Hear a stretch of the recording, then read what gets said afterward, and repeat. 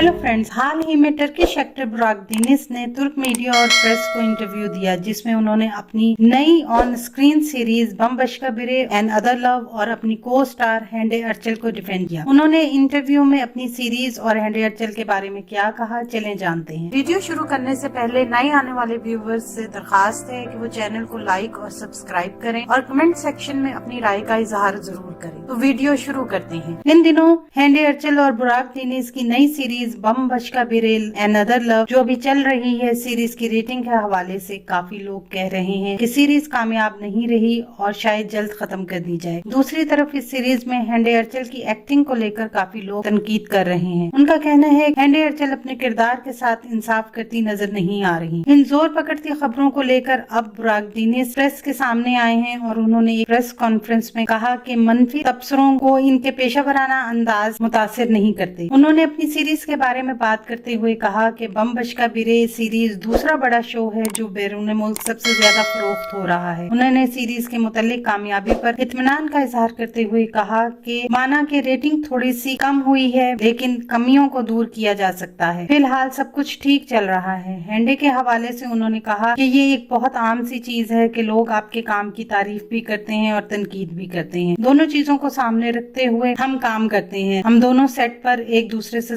ताउन करते हैं और काम के मुतालिक अपनी राय का इजहार भी करते हैं। मनफी तबसरे यकीनन एक शख्स को मुतासिर करते हैं लेकिन हम इसे मुस्बत अंदाज में लेते हुए आगे बढ़ रहे हैं। कोई भी एक्टर ये नहीं चाहता कि इसके काम को बुरा कहा जाए।